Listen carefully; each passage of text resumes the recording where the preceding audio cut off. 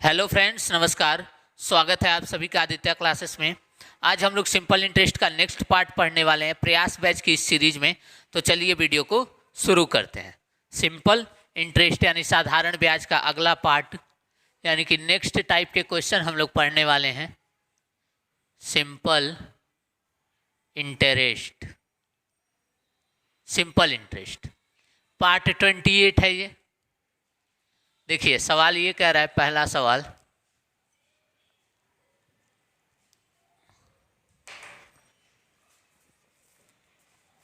साधारण ब्याज की दर लिखिए। साधारण ब्याज की दर, साधारण ब्याज की दर 7% से घटकर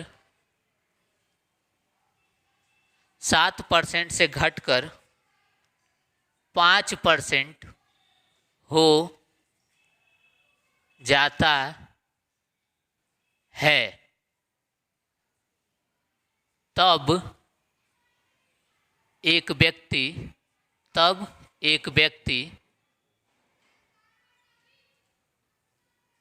व्यक्ति 12,000 रुपये और निवेश कर देता है। निवेश करता है, 12,000 रुपये और निवेश करता है। इस कारण उसके ब्याज में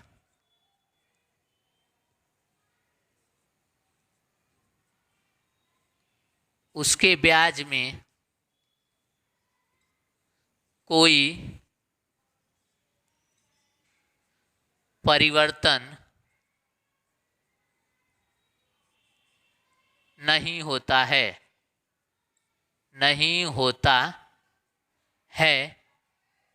इस कारण उसके साधारण ब्याज में कोई परिवर्तन नहीं होता है। तो आरंभ में उसने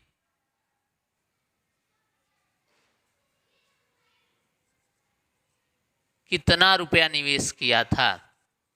कितना रुपया निवेश किया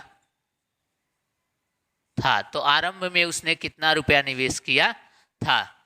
साधारण ब्याज की दर, एक बैंक है, एक बैंक में एक व्यक्ति ने पैसा जमा करा है, तो वो जो है शुरुआत में 7% की दर से इंटरेस्ट दे रहा था। 7% की दर से इंटरेस्ट दे रहा था, लेकिन क्या हुआ, 2 साल बाद रेट चेंज हो गया और 5% हो गया। रेट क्या हो गया, 7% से क्या हो गया, 5% हो गया। लेकिन व्यक्ति अभी भी चाहता है कि पहले मुझे 144 रुपया ब्याज मिलता था, तो आज भी 144 ही मिले, आज भी इतना रुपया ही मिले। पहले मुझे 144 रुपया ब्याज मिलता था, तो आज भी 144 रुपया ही ब्याज मिले, लेकिन दर को हमने कम कर दिया तो ब्याज भी क्या हो जाएगा, कम हो जाएगा। तो इसलिए उसने क्या किया, 12,000 रुपये और निवेश कर दिया। 12,000 रुपये और निवेश कर दिया, और इस वजह से उसे पहले के बराबर ही ब्याज मिलता रहा। यानी कि उसके ब्याज में कोई परिवर्तन नहीं हुआ, ठीक है। तो ध्यान से समझिए, पहले रेट ऑफ इंटरेस्ट 7% था, अब ब्याज की दर कितना है, 5% है। तो पहले उसे मान लो कि 144 रुपये ब्याज मिलता था, तो अब उसे 144 से कुछ कम मिलेगा। अब 5% रेट है, तो अब उसे 144 से कुछ रुपया कम मिलेगा, और जो कुछ रुपया कम मिलेगा तो वो कह रहा है कि नहीं, मुझे पूरा 144 रुपया ही ब्याज चाहिए, मुझे एक भी रुपया कम नहीं चाहिए। तब बैंक वालों ने कहा कि ऐसा करिए, आप 12,000 रुपये और जमा करवा दीजिए, तब आपको उतना ही ब्याज मिलेगा जितना पहले मिलता था। तो इसलिए उसने 12,000 रुपये और निवेश कर दिए। तो ये हमसे पूछ रहा है कि शुरुआत में उसने कितना रुपया बैंक में निवेश किया था, शुरुआत में उसने कितना रुपया बैंक में निवेश किया था, सवाल ये कह रहा है। ठीक है, तो देखिए सवाल आपको समझ में आ गया। सबसे पहले इसको बेसिक से बनाएंगे, फिर उसके बाद शॉर्टकट देखेंगे। चलिए देखिए बेसिक।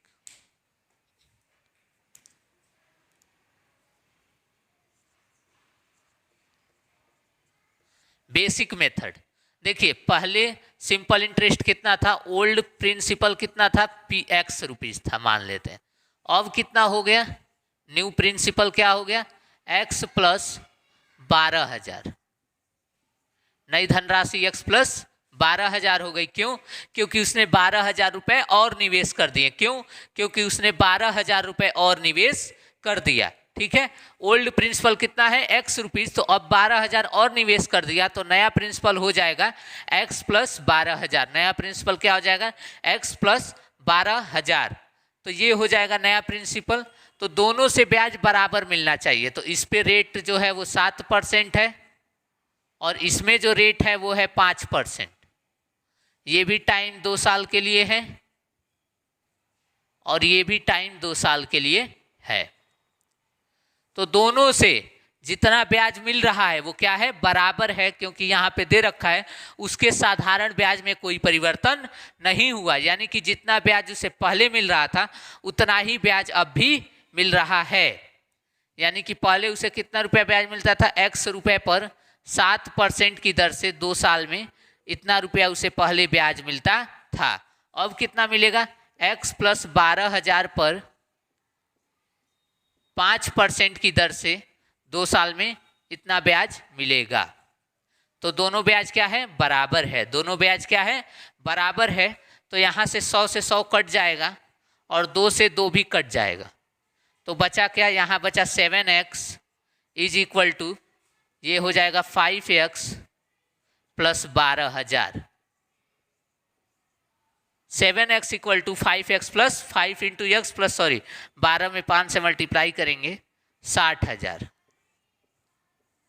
ठीक है, 60,000 हो जाएगा, 12 25 60, तो 60,000 हो जाएगा। यहाँ से 7x और 5x है, तो 5x को इधर लाएंगे तो 7x माइनस 5x 2x बराबर 60,000। तो x बराबर क्या हो जाएगा, x बराबर 60,000 बट्टे 2 यानी कि 30,000। x बराबर क्या हो जाएगा, 30,000 रुपीज। यानी कि आरंभ में उसने कितना रुपया निवेश किया था, 30,000, और अब कितना किया है, 30 प्लस 12,000 यानी कि 42,000। अब उसने कितना निवेश किया है, 42,000, और आरंभ में कितना निवेश किया था, 30,000। ठीक है, यही हमसे पूछा था।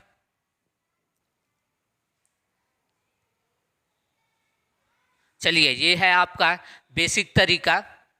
इसमें हमने क्या किया, ओल्ड प्रिंसिपल को x माना, नया प्रिंसिपल हो जाएगा x प्लस 12,000, क्योंकि उसने 12,000 रुपये और जमा कर दिए। रेट क्या रह गई, 5% हो गई, पहले 7% थी, अब रेट क्या हो गई, 5%। समय 2 साल के लिए, यहाँ भी समय 2 साल के लिए, तो दोनों के ब्याज में कोई परिवर्तन नहीं हुआ, यानी कि दोनों का ब्याज बराबर है। तो यहाँ से 2 से 2 कट जाएगा और 100 से 100 कट जाएगा, तो 7x बन जाएगा, और यहाँ 5x प्लस 12 25 60,000, 5x प्लस 60,000 हो जाएगा। तो 7x में से 5x चला जाएगा, 2x बराबर 60,000, तो x बराबर क्या हो जाएगा, 60,000 बट्टे 2 यानी कि 30,000। x बराबर क्या हो जाएगा, 60,000 बट्टे 2 यानी कि 30,000। ठीक है, नोट कर लीजिए। चलिए, आपने नोट कर लिया होगा। अब इसका शॉर्टकट तरीका देखते हैं।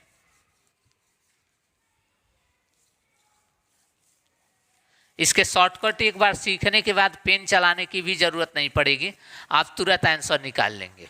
ठीक है, देखिए कैसे। अगर हम रेट में चेंज देखें तो रेट में चेंज होगा 7:5। 7:5, 7% था, 5% हो गया, तो परसेंटेज से परसेंटेज क्या हो जाएगा, कट जाएगा, तो रेशियो बनेगा 7:5। ये रेट का रेशियो है। ये क्या है, रेट का रेशियो है। तो एक बात समझिए, अगर हम प्रिंसिपल का फार्मूला यहाँ पर लिखते हैं तो प्रिंसिपल बराबर होता है साधारण ब्याज गुणे 100 बट्टे रेट इनटू टाइम। तो देखिए साधारण ब्याज में कोई परिवर्तन नहीं हुआ है, तो साधारण ब्याज कांस्टेंट है, तो ये क्या हो जाएगा, कांस्टेंट हो जाएगा। और 100 हमेशा कांस्टेंट है, तो ये भी कांस्टेंट हो जाएगा। और टाइम क्या है, टाइम फिक्स है 2 साल, दोनों में ही 2 साल फिक्स है, तो ये भी फिक्स्ड है यानी कि कांस्टेंट है। तो यहाँ से आया principal is inversely proportional to rate. यहाँ से क्या आया, principal is inversely proportional to rate. Principal is मूलधन जो है वो दर का इनवर्सली प्रोपोर्शनल है। मूलधन जो है वो दर का क्या है, इनवर्सली प्रोपोर्शनल है। यानी कि दर को दुगना करेंगे तो मूलधन आधा हो जाएगा, दर को दुगना करेंगे तो मूलधन क्या हो जाएगा, आधा हो जाएगा। दर को 5 गुना करेंगे तो मूलधन 1/5 गुना हो जाएगा। इसी को बोलते हैं इनवर्सली प्रोपोर्शनल। इसी को क्या बोलते हैं, इनवर्सली प्रोपोर्शनल। यानी कि रेशियो में रेट का रेशियो जिसका हो जो होगा उसी का उल्टा प्रिंसिपल का रेशियो होगा। जैसे रेट का रेशियो मान लीजिए x रेशियो y है, तब प्रिंसिपल का रेशियो y रेशियो x हो जाएगा। प्रिंसिपल का रेशियो क्या हो जाएगा, y रेशियो x हो जाएगा। रेट का रेशियो x रेशियो y है तो प्रिंसिपल का रेशियो y रेशियो x हो जाएगा, उल्टा हो जाएगा। क्या हो जाएगा, उल्टा हो जाएगा। तो देखिए, तो यहां पर रेट का रेशियो 7:5 है, तो प्रिंसिपल का जो रेशियो बनेगा, प्रिंसिपल का रेशियो वो हो जाएगा 5:7। 5:7 रेशियो क्या हो जाएगा, उल्टा हो जाएगा। जो रेशियो रेट का है उसी का उल्टा कर देंगे तो प्रिंसिपल का रेशियो आ जाएगा। आगे देखिए, यहां पे इसमें कितना बढ़ा है, 2 यूनिट बढ़ा है। ये 5 यूनिट से क्या हो गया है, 7 यूनिट हो गया है। तो मूलधन कितना बढ़ा है, 2 यूनिट। यानी कि उसने 2 यूनिट रुपया और निवेश कर दिया, यानी कि उसने 2 यूनिट रुपया और निवेश कर दिया। लेकिन सवाल कर रहा है उसने 2 यूनिट नहीं निवेश किया, उसने 12,000 निवेश किया। तो 2 यूनिट किसके बराबर होगा, 12,000 के। 2 यूनिट किसके बराबर होगा, 12,000 के। तो 1 यूनिट बराबर 6,000, 1 यूनिट बराबर 6,000। तो यहां से हमको क्या निकालना है, प्रारंभिक निवेश की राशि, यानी कि 5 यूनिट बराबर 30,000। 1 यूनिट बराबर 6,000, तो 5 यूनिट बराबर 30,000। ठीक है, इस तरीके से हम लोग निकालेंगे डायरेक्ट। जो रेट में रेशियो होगा उसी का उल्टा प्रिंसिपल का रेशियो होगा, जो रेशियो रेट का होगा उसी का उल्टा प्रिंसिपल का रेशियो होगा। ठीक है, तो 1 सेकेंड के लिए वीडियो पॉज कर लीजिए, मैं कहीं जा रहा हूं, अभी तुरंत आ रहा हूं। चलिए, तो देखिए हम लोग पढ़ रहे थे कि जो रेशियो रेट का होगा उसी का उल्टा रेशियो क्या हो जाएगा, प्रिंसिपल का रेशियो हो जाएगा। जो रेशियो रेट का होगा उसी का उल्टा कर देंगे तो प्रिंसिपल का रेशियो मिल जाएगा। यानी कि पहले उसने 5 यूनिट निवेश किया था तो अब वो 7 यूनिट निवेश कर रहा है, यानी कि 2 यूनिट अधिक निवेश कर रहा है। पहले उसने 5 यूनिट निवेश किया था तो अब वो कितना यूनिट कर रहा है, 7 यूनिट, यानी कि 2 यूनिट और अधिक निवेश कर रहा है। लेकिन प्रश्न में दे रखा है वो 12,000 और निवेश किया, तो 2 यूनिट किसके बराबर है, 12,000 के। तो 1 यूनिट बराबर 6,000, तो 5 यूनिट बराबर 6×5 = 30,000 हो जाएगा। 5 यूनिट बराबर, तो आरंभिक निवेश पता चल गया उसका कितना था, 30,000 था। आरंभिक निवेश कितना था, 30,000 था। ठीक है, नोट कर लीजिए। चलिए, आपने नोट कर लिया होगा।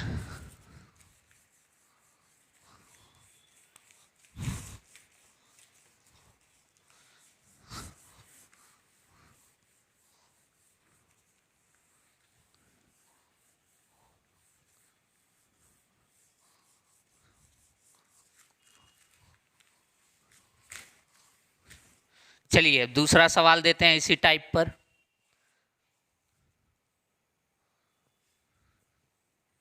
लिखिए, दूसरा सवाल, साधारण ब्याज का दर, साधारण ब्याज का दर 5% से घटकर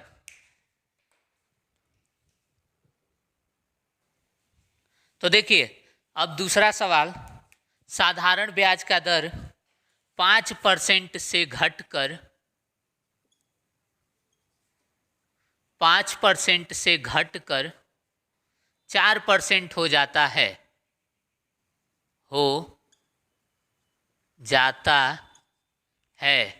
साधारण ब्याज का दर 5% से घटकर 4% हो जाता है, तब एक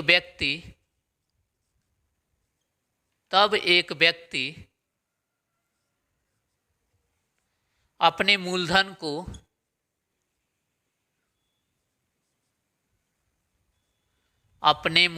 को 4,000 रुपये से बढ़ा देता है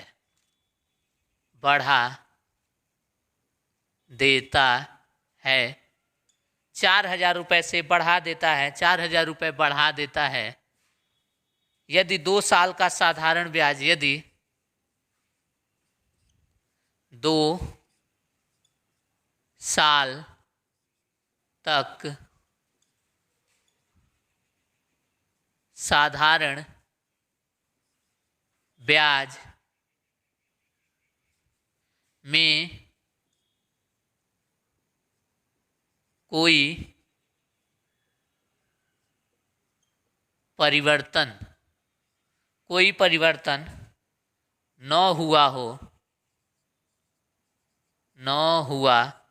हो तो आरंभिक निवेश की राशि बताइए। आरंभिक निवेश की राशि बताइए। तो आरंभिक निवेश की राशि बताइए। आरंभ में उसने कितना रुपया निवेश किया था।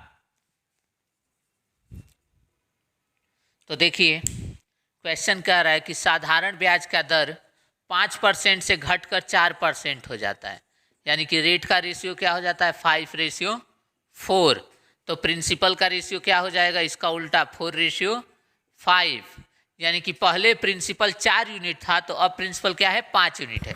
पहले प्रिंसिपल 4 यूनिट था तो अब प्रिंसिपल क्या है 5 यूनिट है, यानी कि प्रिंसिपल 1 यूनिट बढ़ गया। प्रिंसिपल 1 यूनिट बढ़ गया तो 1 यूनिट की वैल्यू किसके बराबर हो जाएगी 4,000 के, क्योंकि प्रिंसिपल 4,000 बढ़ा है तो 1 यूनिट की वैल्यू 4,000, तो ओल्ड निकालना है तो 4 यूनिट की वैल्यू क्या हो जाएगी 4,000 गुणे 4, यानी कि 16,000 रुपए आंसर हो जाएगा।